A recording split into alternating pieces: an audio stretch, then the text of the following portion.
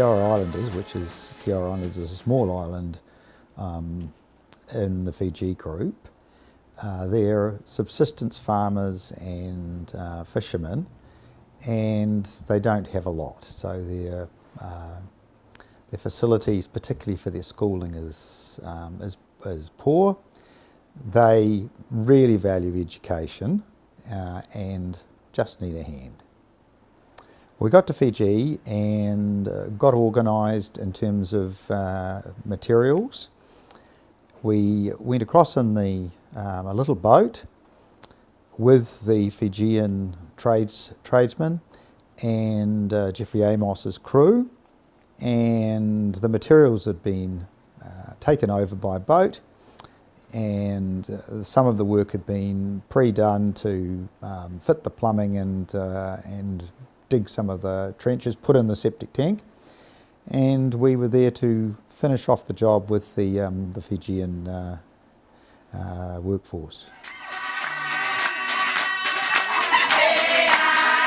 Refurbish, as head teacher of the school here in Kioa Island, you'd be pleased that another Rotary from New Zealand and Rotary from Taveuni Island has completed a few more classrooms and the Teacher Resource Centre.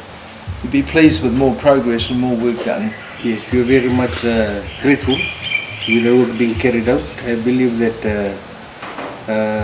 within our own efforts we won't be able to achieve, and I think this is a milestone achievement for all of us, especially with the upgrade of the Teacher Resource Centre, and I believe it's unmatched up and has improved the standard of education.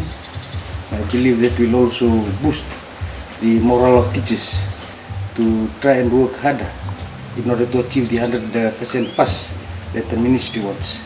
And I believe all that has been made possible through Rotary. So the Teacher Resource Centre that we worked on this time, tell us about what changes have been made to that building since we were here 2 years ago. Last 2 years it was just renovated, but there were no partitions put up, and we have been using it for the last 2 years, and we have seen that there is no particular place to carry out certain tasks. For example, if there's a meeting and if teachers wanted to come in to photocopy, they'll just peep in through the door, they'll see there's a meeting, they will go back into the classrooms. Now with the partitions up, the school management can host their meeting, and the teachers can carry out their normal duties whenever they want. And I think that is a big boost to the operation of the whole school. There was an old classroom there that needed refurbishment, and we just wouldn't operate a school with the facilities they had. They had no staff room, and so we converted this old classroom to staff facilities, and of course if the staff have got good facilities they can teach and educate the kids well. So there was no staff room, there was no area for parents to meet with the school staff, there was no area for planning, so we provided that for them and put up all the partitioning, the toilet, the staff room, so they can sit down and spend time together. I believe ever since I took up the head teacher's position in 2013, it has always been my dream to give the best to all the teachers and the students. So my wish is to upgrade all the classrooms and to give teachers all the resources that they need in order to alleviate teaching and learning. And I believe once that's achieved, then we are going to successfully achieve quality education. Oh, well, good luck with achieving your goals, and Rotary will always be there to help you. So Thank you.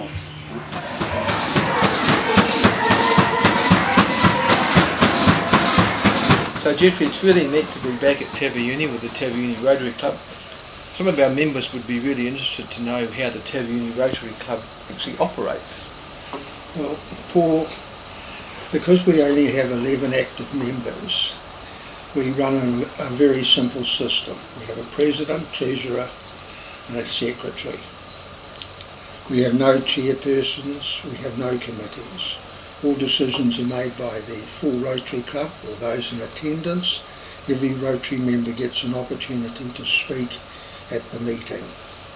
We make a decision at the meeting, and from there on we just move forward.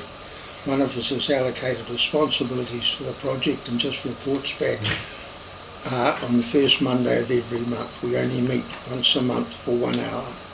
This saves wasting time, saves wasting money on meals, and we just get on with our jobs. You sure do. You've achieved a heck of a lot, but your main focus is around education and health, isn't it? Correct. We place a great emphasis on health in the community. We run the largest free cataract surgery program in the South Pacific. We focus on a couple of women's health issues, which is very important because I think Rotary for too long has ignored women's issues in Rotary and in the community health system. We're very, very keen to even expand this further, and we will move into doing gardens in schools to avoid diabetes and diseases such as that in the future, because that's a major issue. We're intending to work with the Rotary Club of Remuera and Kioa Kids and Acor Hotels on putting oxygen into the hospitals, which is clean, pure, and will save a lot of lives, because respiratory diseases here are a major problem. You talked earlier about how important it is to keep the relationships going, and I know that this is the fourth, maybe the fifth time that Sunrise has been up here working with you, and maybe it's not feasible every time that a group comes up here, but there must be other ways Sunrise can keep that relationship going, and that's very important, isn't it? I think that's a mutual thing. We have to make the effort to keep our correspondence and relationship with you guys. You need to make the same commitment back with us. And I find, Paul, working with you is very easy because you respond to correspondence well and promptly. And I think that's a big part of it. Rotary Sunrise has been with us on Sangani, where we rebuilt a kindergarten. You've done a project at Vuna Primary School, which was severely damaged in the hurricane last February. And now you've done two. This is your second time on Kioa. And I think this afternoon you'll be welcomed with open arms on Kioa, and I'd love to see you back. I was very intrigued to see the trailer you've got out the back, courtesy of Rotary in Australia. So that type of thing can be done by any club, can't it? You don't physically have to be here. It's just keeping those communications and project opportunities at the forefront. We've developed our relationship. We work very closely with Rotary New Zealand World Community Services, and we work very closely with Rotary Australia World Community Services. As a club, we really don't see boundaries and districts as being that important. We think at the end of the day, we're all Rotarians. We're all trying to achieve good in our communities, and where you come from has little bearing on it. Just to give you an example, Rotary Club of Baronia and Rotary Club of Geelong Central, together with Rotary Australia World Community Services, donated us a works trailer, and they all also donated us one twin cab vehicle, a Ford, to help us with our work, because we don't have enough vehicles to keep the teams moving and to transport volunteers. So they've been very, very supportive to us. Right. And that's the sort of support we need. We also encourage employing local people, and that's part of our program, is developing their skills so they become good builders. They can do plumbing, they can install septic tanks. The only thing we don't actually do is electricity, because we don't have a registered electrician. Well, Jeffrey, congratulations to you and the Taveuni Rotary Club for what you do achieve in Taveuni for the people here, and thank you for giving us, Waikato Sunrise, the opportunity to work with you, and we look forward to keeping that relationship going. Thank you. Well, Paul, we thank you guys, and we appreciate the relationship we have with your club. We appreciate what you've done for us in the past and what you're doing for us now. And I just thank you on behalf of Rotary Taveuni. Thank you for coming, and you're welcome any time. So Ben, it's really nice to be able to work with you again on a volunteer project with Taveuni Rotary Club. Ben and I worked together down in Vuna many years ago, with the first trip for me to Fiji anyway. So Ben, how long have you been part of Jeffrey Amos's Taveuni Rotary Club team of the boys, as Jeffrey calls you? So far now, this will be my 4th year. Okay. So, 4th year. and do you work basically full time? It's full time from Monday to Friday. Yeah. Yeah. So like it's from 8 to 4 every day. Right. And so the skills that you've learned, carpentry and laying tiles, who taught you those skills? Normally it was way back in school. We had technical drawing and woodwork, so that's where I learned a little bit of carpentry, and also from it's like it's in the family blood. Like my father knows a little bit of everything, so that's where he gets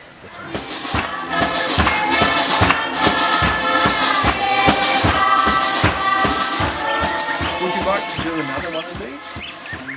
I would definitely love to do some more international volunteering.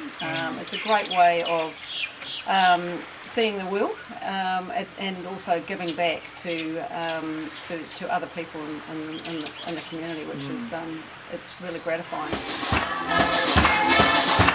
Well, you always feel there's more to be done. That's the reality in a place like Fiji. They've been beaten up by Cyclone Winstone. They just do not have funds for what we would call as quite basic needs. So a great deal of satisfaction seeing the kids, seeing the staff really amazingly happy that they've got the facilities they need to do the job for the kids. So quite uplifting. Well, as part of Waikato Sunrise Rotary Club, we fundraise for these projects, and we also volunteer and go over to Fiji to be part of the construction and implementation of them. Well, we've potentially got a project to build or refurbish and build a accommodation for visiting doctors and women who've come from the outlying islands to have children and need accommodation. They don't have relatives handy, and you don't want them thinking they have to turn up on the day of their birth and then leave the day after. So that's a real need for the island of Taveuni. So it covers that whole group of islands around including Kioa.